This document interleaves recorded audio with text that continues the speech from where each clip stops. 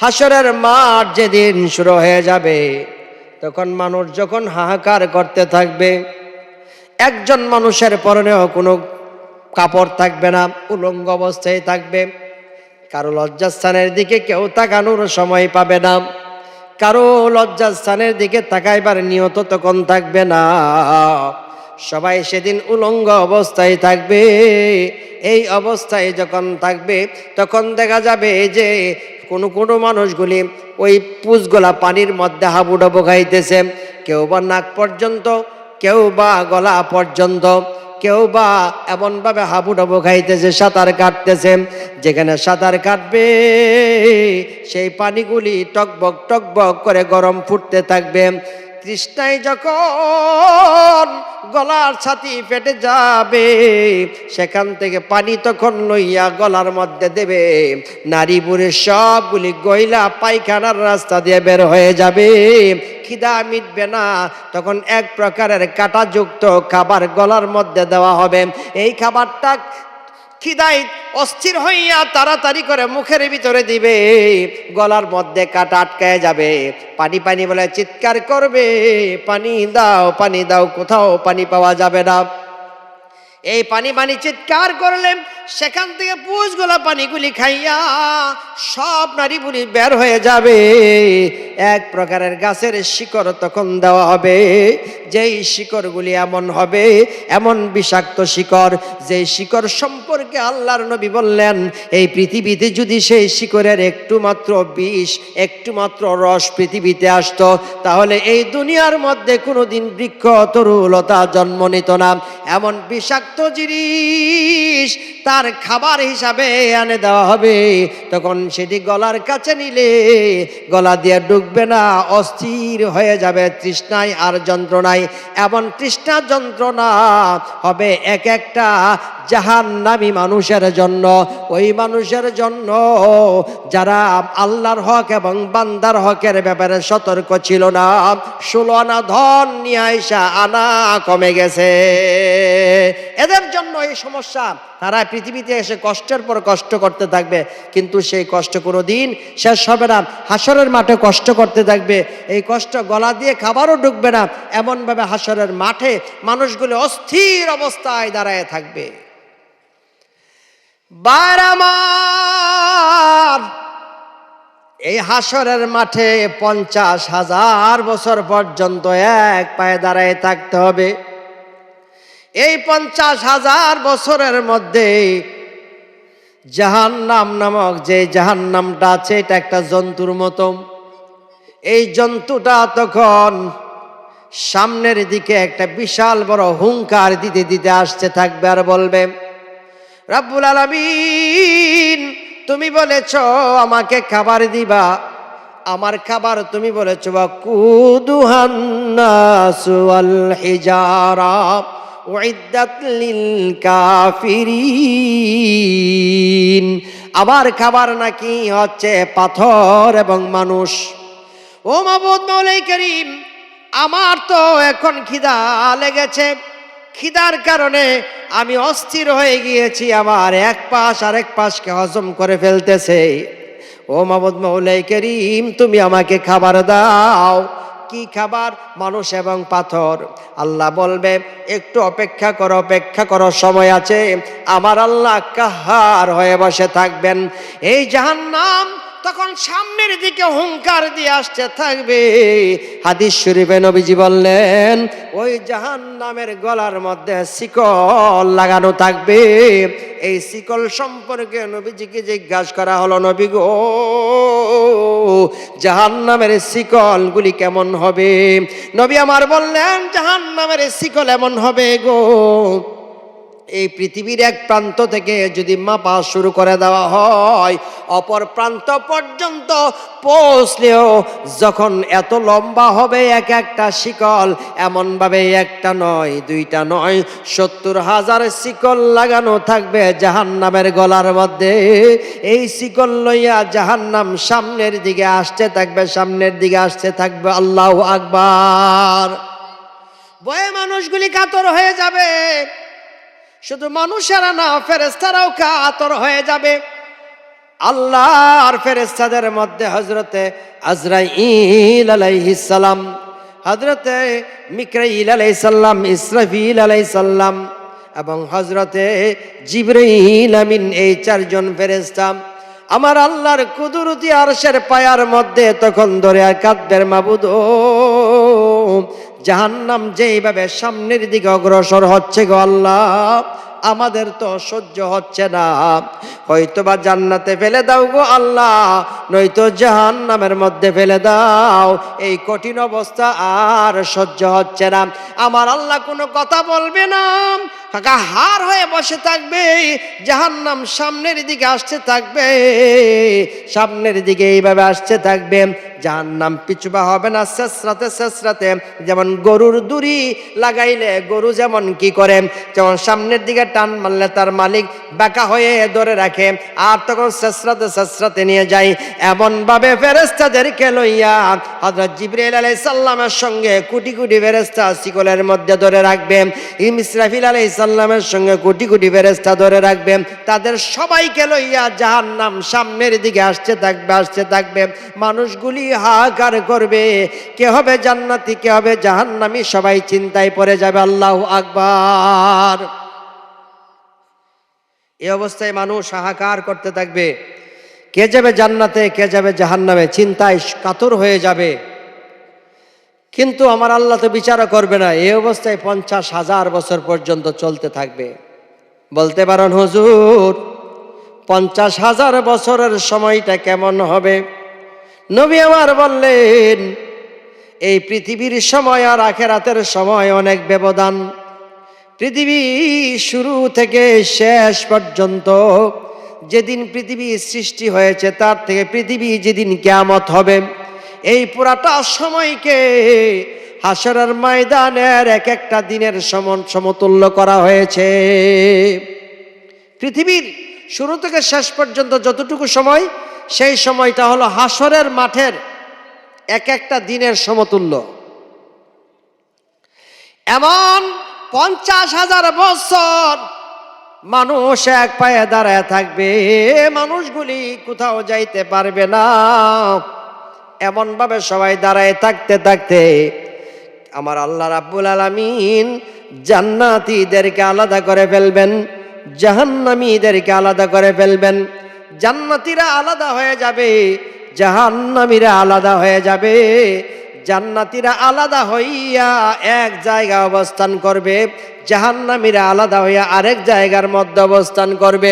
এই অবস্থায় আমার আল্লাহ জান্নাতীদেরকে জান্নাতের পথের দিকে নেওয়ার ব্যবস্থা করবেন, জাহান্নামীদেরকে জাহান্নামের দিকে পথে নেওয়ার ব্যবস্থা করবেন।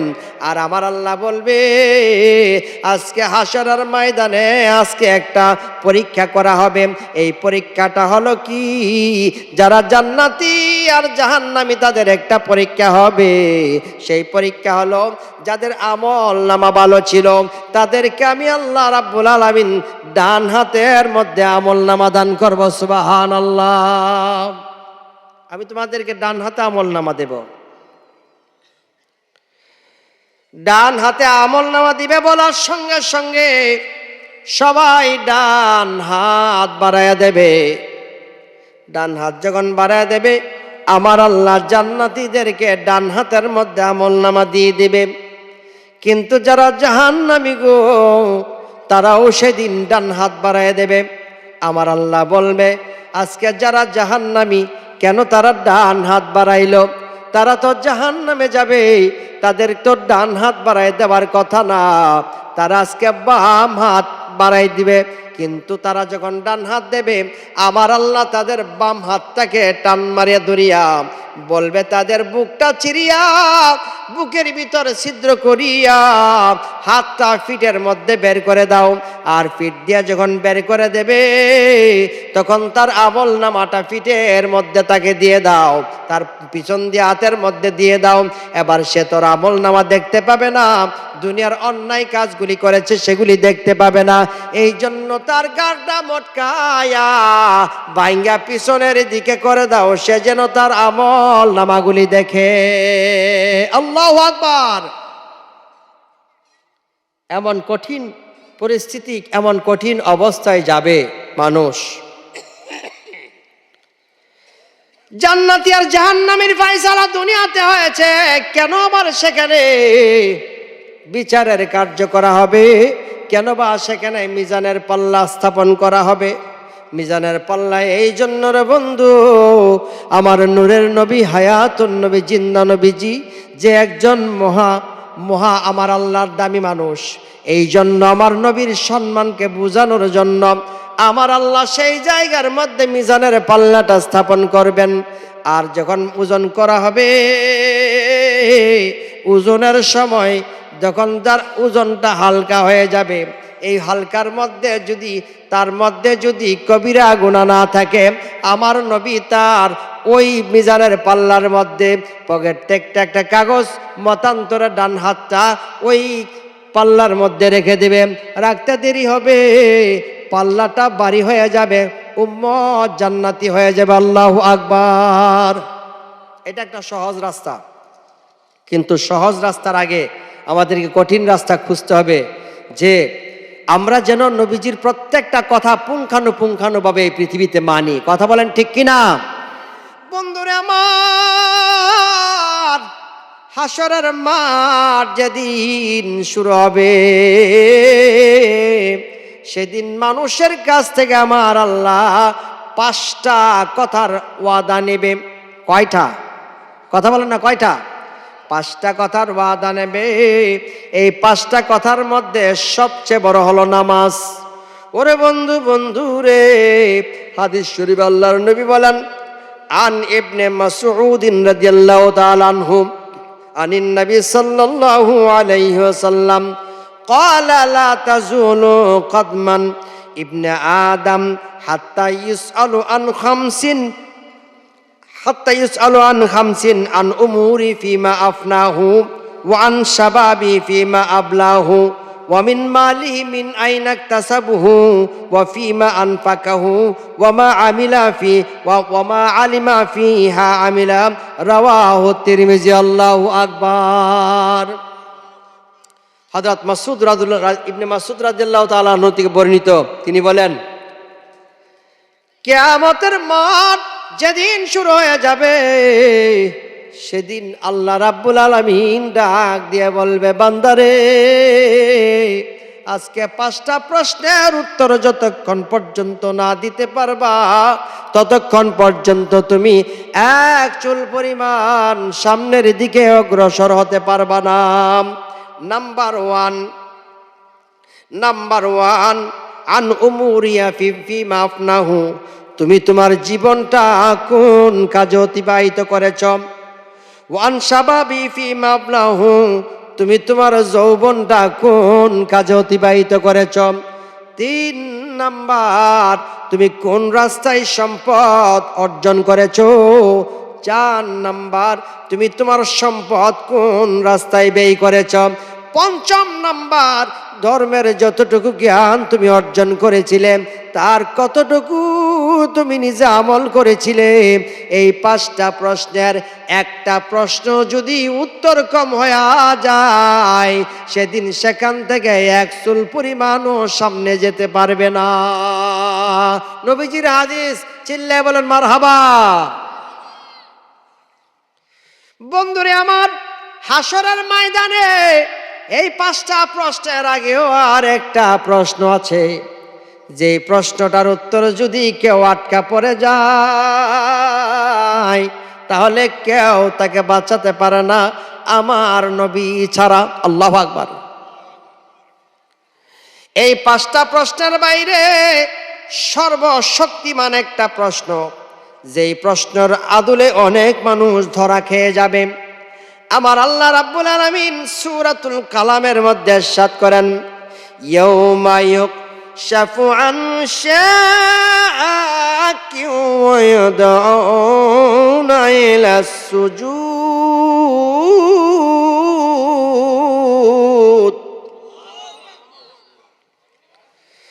ফালা ইয়াস্তাতিউনা খাশিআতান أبصارهم ترهقهم ذلة وقد كانوا يدعون إلى السجود وهم সালিমুন।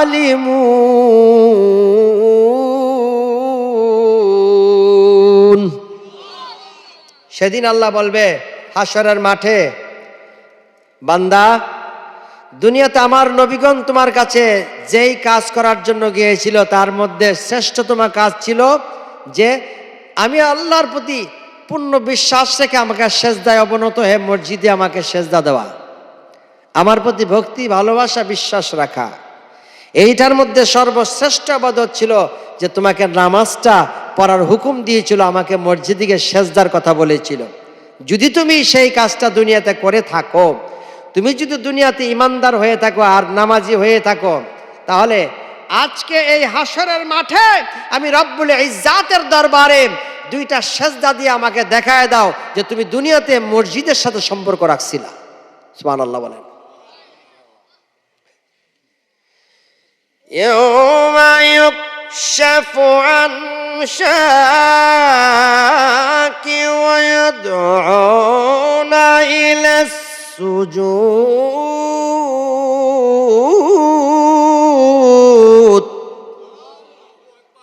ফালা ইয়াস্তাতিউনা খাশিয়াতান আবসারুহুম তারহাকুহুম জিল্লাত। আল্লাহ বলবেন, বান্দারে যদি তুমি দুনিয়াতে মসজিদে আমি আল্লাহকে সেজদা দেওয়ার সাথে সম্পর্ক রেখে থাকো রে বান্দা, আজকে হাশরের মাঠে লক্ষ লক্ষ কোটি কোটি মানুষের সামনে রে বান্দা তুমি আমাকে দুইটা সেজদা দিয়া দেখা দাও তুমি দুনিয়াতে নামাজ আদায় করছিলা। সুবহানাল্লাহ বলেন। এখানে সেজদা দিয়া দেখাই দাও, প্রমাণ করে দাও তুমি নামাজি ছিলা। বান্দা তখন নামাজ আদায় করার জন্য জমিনের মধ্যে লুটাইয়া পড়বে, আমার আল্লাহকে সেজদা দেবে। আমি আমার আল্লাহর মোহব্বতে সেজদায় লুটাইয়া পড়বে। সেদিন পৃথিবীতে যত মানুষ আসছে এবং আসবে সবাই সেখানে হাশরের মাঠে আমার আল্লাহকে সেজদায় দেবে। কিন্তু সেজদা দেওয়ার সময় কিছু কিছু মানুষ সেজদা দিয়া জমিনের মধ্যে সেজদায় লুটাইয়া পড়তে পারবে, কিন্তু কিছু কিছু মানুষ সেদিন সেজদা জমিনের মধ্যে ঠেকাইতে পারবে না, মাথা জমিনে ঠেকাইতে পারবে না। আমার আল্লাহ সেদিন ডাক দিয়ে বলবে, বান্দা প্রমাণ হয়ে গেল তুমি দুনিয়াতে নামাজ আদায় করো নাই, এই জন্য হাশরের মাঠে তুমি জমিনের মধ্যে মাথা ঠেকাইতে পারো নাই, আজকে প্রমাণ হয়ে গেল তুমি জাহান্নামী। সুতরাং আজকে যারা আমি রব্বুল আলামিনের হুকুমে সেজদা দিতে পারলা রে, বুঝা গেল তুমি আজকে জান্নাতি, তুমি আমার আরশের ডান দিক দিয়ে রওনা করো। আল্লাহু আকবার। আর যারা সেজদা দিতে পারলা না, আজকে তোমরা আমার আরশের বাম দিক দিয়ে রওনা করো। যাদেরকে বাম দিক দিয়ে যাইতে বলবে তারা হলো জাহান্নামী, আর যারা ডান দিক দিয়ে রওনা করবে তারা জান্নাতি। যারা বাম দিক দিয়ে যাইতে বলবে তারা বাম দিক দিয়ে না গিয়া ডান দিক দিয়ে রওনা করবে। আবার আল্লাহ ডাক দেবে, আজকে তুমি জাহান্নামী বাম দিক দিয়ে যাবে, এত চালাকি কেন করো? তো দুনিয়ার মধ্যে কেন তুমি নামাজ আদায় করলা না? কেন তুমি মসজিদে গেলা না? নামাজের সময় আজান হয়েছে, তোমার কানে শয়তান প্রস্রাব করে দিয়েছে, তোমার কান দ্বারা গানের আওয়াজ ঢুকে, নামাজের আওয়াজ ঢুকে না, আজান ঢুকে না, ঢুকে আজান ঢুকে না। তোমাকে বলে হাইয়া আলাস সালাম, হাইয়া আলাল ফালাহ, নামাজের দিকে আসো, নামাজের দিকে আসো।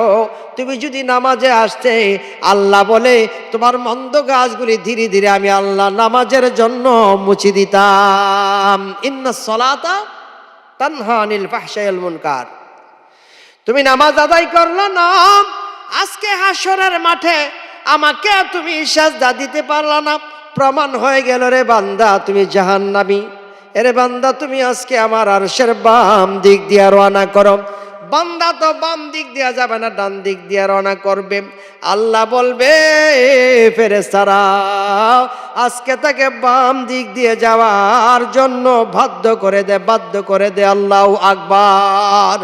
আজকে তাকে বাম দিক দিয়ে যাওয়ার জন্য বাধ্য করে দে। সে জাহান্নামে, কিন্তু আজকে সে জান্নাতে যাওয়ার জন্য। ইয়াউমা নাহশুরুল মুত্তাকিনা ইলা রহমানি ওয়াফদান ওয়া নুসুকুল মুজরিমিনা ইলা জাহান্নামা বিরদান লা ইয়ামলিকুনা আশ-শাফাআতা ইল্লা মান ইত্তাখাযা ইনদার রহমানি আদা। আল্লাহ বলেন সেদিন ইয়াউমা নাহশুরুল মুত্তাকিনা, হাসরের মাঠ যখন শুরু হয়ে যাবে, সেদিন আমার আল্লাহ হাসরের মাঠে সবাইকে একত্রিত করবে। আর যারা জাহান্নামী তাদেরকে আমার আল্লাহ বলবে আজকে তাদেরকে জাহান্নামে যাওয়ার জন্য ঘরে ধাক্কা দিয়ে চতুষ্পদ জানোয়ার যেমন জিহ্বাটা পানির জন্য বের করে দেয়, হাহাকার করতে থাকে, পানি পানি বলে কান্দে, এমন ভাবে জিহ্বাটা যেমন বের করে দেয় তৃষ্ণার্ত প্রাণীর মতো, আজকে তাদেরকে গলা ধাক্কা দিয়ে জাহান্নামের মধ্যে ফেলে দেয়। এটা আমার কথা নাকি আল্লাহর কথা? চিল্লায় বলুন আল্লাহু আকবার। আরো জোরে জোরে বলুন ইয়া রাসূলুল্লাহ। সেদিন মানুষকে এমনভাবে এই হাসরের মাঠে লাঞ্ছিত অপমানিত হওয়া লাগবে। মানুষ আমরা নামাজ যারা না পড়ি, দুনিয়াদার হয়েছি, আমরা সেদিন লাঞ্ছিত হব, অপমানিত হব। নারী পুরুষ নির্বিশেষে, ছোট বড় নির্বিশেষে সবাই সেদিন জাহান্নামের পথযাত্রী যখন আমরা হব, তখন আমরা লজ্জিত হব আর চিৎকার করে একটা কথাই বলবো, আজকে যদি এই পৃথিবীতে আমরা থাকা অবস্থায় আল্লাহর কথাগুলি শুনতাম, রসুলের কথাগুলি শুনতাম, আর পরিপূর্ণভাবে নামাজের সময় নামাজটা আদায় করতাম, হারামগুলি বর্জন করতাম, হালাল খাদ্য অল্প তুষ্ট হয়ে আল্লাহর কাছে বলতাম, আল্লাহ গো হালাল খাদ্য দিয়েছ, অল্প দিয়েছ, তাতে আমি শুকরিয়া আদায় করি, এই কথাগুলি যদি বলতাম, হয়তো আজকে এই হাসরের মাঠে আমাকে আজকে লাঞ্ছিত হওয়া লাগতো না, অপমানিত হওয়া লাগতো না। এই কথাগুলি সেদিন বলবে, সেটাও আল্লাহ পাক কোরআন শরীফে বলে দিয়েছে। সেদিন সেই লাঞ্ছনার কথা প্রত্যেকের সামনে উপস্থিত হবে। তাহলে সেই লাঞ্ছনা থেকে যদি বাঁচতে চাই, নামাজ সময় মতো পড়ার দরকার আছে না নাই? এবার বলেন কারা কারা নামাজ পড়বেন না, একটু হাত তুলে দেখায়। এই দেখো, আমি বলছি এই যারা যারা নামাজ পড়বে না হাত তুলে দেখায়, ঠাস করে হাত উঠাই ফেলাইছে। তার মানে হচ্ছে জুসে হুশ হারিয়ে ফেলেছে, ঠিক কিনা বলেন? তাহলে আমাদের কাজ হচ্ছে একটাই, সময় মতো নামাজটা আদায় করা, ঠিক কিনা বলা? আপনি যেই কাজই করেন না কেন, রসুলের সাহাবীরা নামাজ কেমন ভাবে আদায় করেছেন। হযরত উমর একটা কোরাল হাতে নিয়ে কাঠ কাটতেছিলেন এইভাবে, আল্লাহু আকবার আল্লাহু আকবার, আজান শুরু হয়ে গেছে, সাথে সাথে কোরালটা পিছনে এরকম কূপ দিতেছিল, পিছনেই ফেলাই দিয়ে মসজিদের দিকে দৌড় দিছে। সুবহানাল্লাহ বলেন। তারা তো পৃথিবী থেকে জান্নাতি মানুষ, না তাদের চেয়ে বড় জান্নাতি আর কেউ আছে? হযরত উমর, আবু বকর, উসমান, আলী রাদিয়াল্লাহু তাআলা আনহুম, ওনাদের একটা পশমের সমতুল্য মর্যাদা আপনার আমার আছে।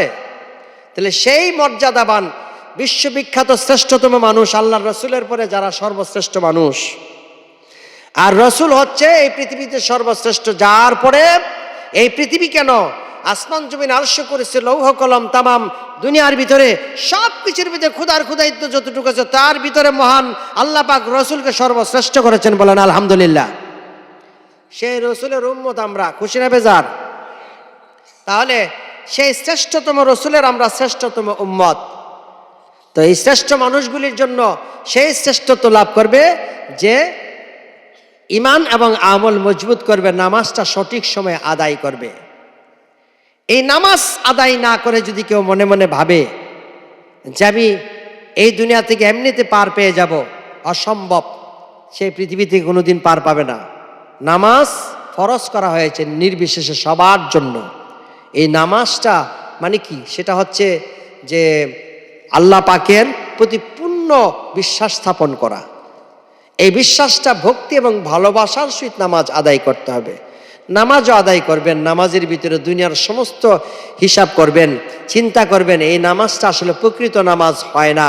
প্রকৃত নামাজ হচ্ছে বুজুর্গানে দিন যে নামাজ আদায় করেছে সেটাই হলো প্রকৃত নামাজ। সেটা কি? সেটা হলো হুজুরি কলবে নামাজ আদায় করা। সুবহানাল্লাহ বলেন। হুজুরি কলবে নামাজ আদায় তখনই হবে যখন একাগ্র চিত্তে মহান আল্লাহ পাকের উদ্দেশ্যে নামাজে দাঁড়াবেন। হারাম খাদ্য ভক্ষণ করে নামাজ আদায় করলে শয়তান এসে ওয়াসওয়াসা দেবে, আর হালাল খাদ্য খেয়ে যখন নামাজ আদায় করবেন তখন সেই নামাজে শয়তান ওয়াসওয়াসা দিতে পারে না। এই জন্য নামাজের মতো নামাজি আমাদের হওয়ার দরকার আছে না নাই?